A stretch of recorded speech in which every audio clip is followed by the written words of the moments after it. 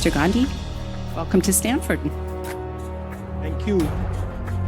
I think the drama started really about 6 months ago. We were struggling. The entire opposition is struggling in India. Rahul Gandhi questioned the Prime Minister and hit out at the Prime Minister, but himself had a discussion with the Chinese ambassador on Saturday. Narendra, surrender! और जी हजूर करके नरेंद्र मोदी जी ने Trump के इशारे का पालन किया।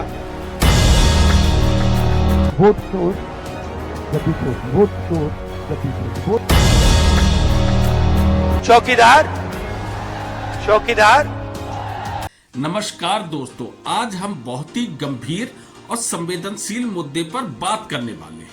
आज के समय में अगर किसी एक नेता पर सबसे ज्यादा बहस होती है तो वह नाम है राहुल गांधी। कुछ लोग उन्हें लोकतंत्र की आवाज मानते हैं तो कुछ लोग कहते हैं कि राहुल गांधी जानबूझकर देश की छवि खराब करते हैं, झूठे नैरेटिव बनाते हैं और हर मुद्दे पर सरकार को बदनाम करने की कोशिश करते हैं।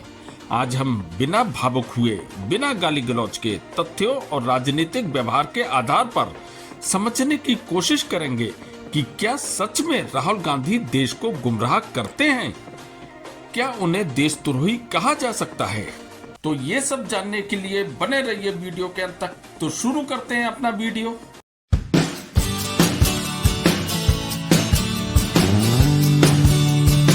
दोस्तों, आज हम कांग्रेस पार्टी की नहीं बल्कि बात करने वाले हैं कांग्रेस पार्टी के सबसे बड़े लीडर राहुल गांधी की, क्योंकि अगर आप भी राहुल गांधी पर जरा सी भी स्टडी करेंगे तो आप भी महसूस करेंगे कि राहुल गांधी देश के साथ कम और देश के गद्दारों के साथ ज्यादा खड़े मिलेंगे। ये बात मैं ऐसे ही नहीं कह रहा, बल्कि कुछ फैक्ट के जरिए ये सिद्ध करूंगा कि राहुल गांधी की सत्ता की भूख उन पर इस कदर हावी हो गई है कि वह अपने झूठ के जरिए लगातार भारत देश को बदनाम करने की कोशिश कर रहे हैं।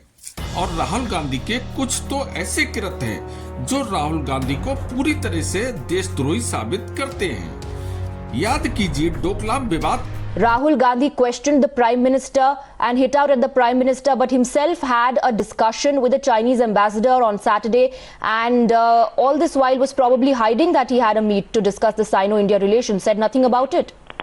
जब भारत और चीन की फौजें आमने सामने खड़ी थी और उस वक्त ऐसा प्रतीत हो रहा था कि किसी भी वक्त भारत और चीन के बीच युद्ध भड़क सकता है, उस वक्त राहुल गांधी बिना किसी सूचना के रात के अंधेरे में चीनी राजदूत से आखिर क्यों मिले।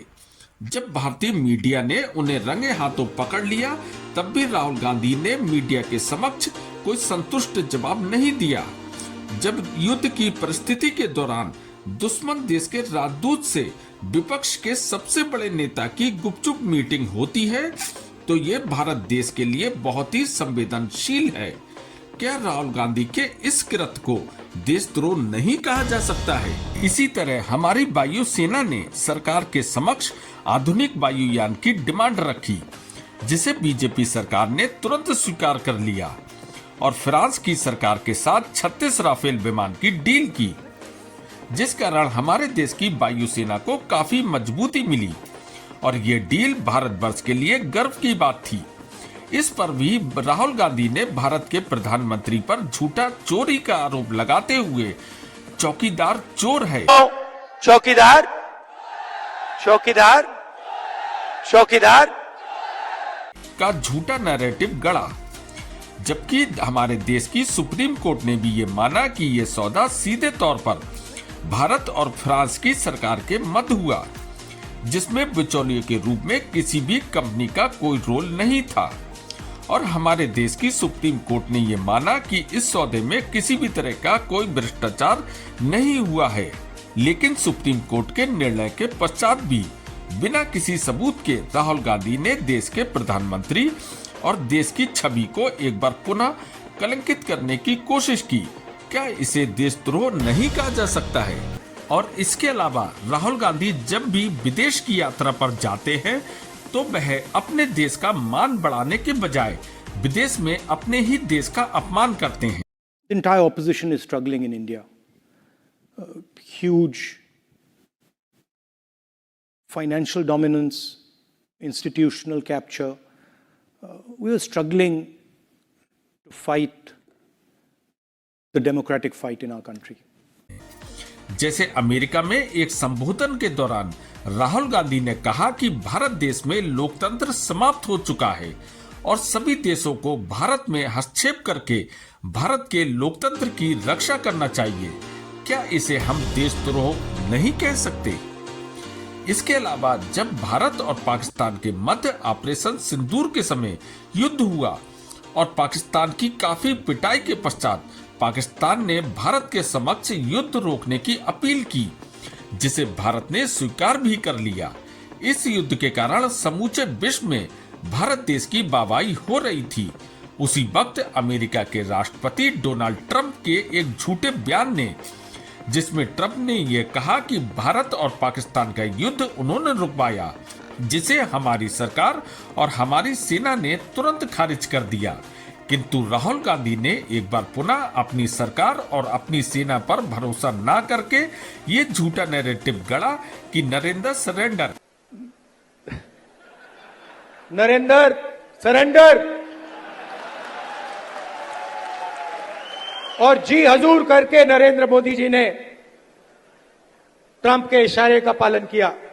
यानी मोदी जी ने ट्रंप के आगे समर्पण कर दिया, जिस कारण पूरे विश्व में राहुल गांधी ने भारत देश की उपलब्धि को दुनिया के समक्ष कलंकित करने की कोशिश की। क्या इसे देशद्रोह नहीं कहा जा सकता? इसके अलावा राहुल गांधी अब हमारे देश की स्वतंत्र संस्थाएं जैसे ईडी और चुनाव आयोग पर भी सवाल उठाने लगे हैं। वोट चोर गद्दी छोड़, वोट चोर गद्दी छोड़, वोट चोर गद्दी छोड़। जैसे चुनाव आयोग द्वारा एसआईआर कराने पर राहुल गांधी इसे वोट चोरी से जोड़ रहे हैं, जबकि एसआईआर एक पुरानी परंपरा है जिसे समय समय पर कराया जाता है। फिर भी राहुल गांधी वोट चोरी जैसे झूठे नैरेटिव के जरिए देश को बदनाम करने की साजिश रचते रहते हैं। क्या इसे देशद्रोह नहीं कहा जा सकता?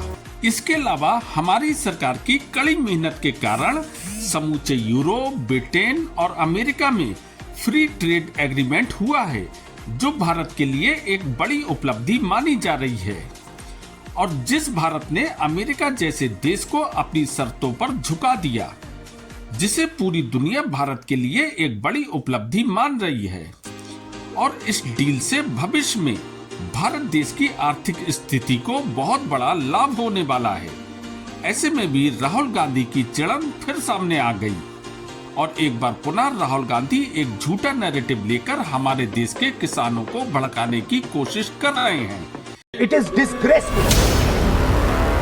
No prime minister has ever done this before. And let me tell you, no prime minister after you is ever going to do it. You've done a trade deal. Now let me... कि इस deal से किसानों को बहुत बड़ा नुकसान होने वाला है और इस झूठे नैरेटिव से देश का माहौल खराब करने की कोशिश कर रहे हैं। क्या इसे देशद्रोह नहीं कहा जा सकता? फिलहाल जिसका संबंध जॉर्ज सोरोस जैसे व्यक्ति से हो, वह देशभक्त तो नहीं हो सकता। वैसे आप इस विषय पर क्या सोचते हैं? आप अपनी राय कमेंट्स बॉक्स में जरूर दें, क्योंकि आपकी राय भी मायने रखती है। और अगर आपको मेरी वीडियो पसंद आई हो तो इसे लाइक और शेयर करें। और हाँ, अगर आपने मेरा चैनल अभी तक सब्सक्राइब नहीं किया है तो इसे अभी सब्सक्राइब करें। तो फिर मिलते हैं अगले शनिवार को एक नए विषय के साथ। तब तक के लिए थैंक यू वेरी मच। नमस्कार।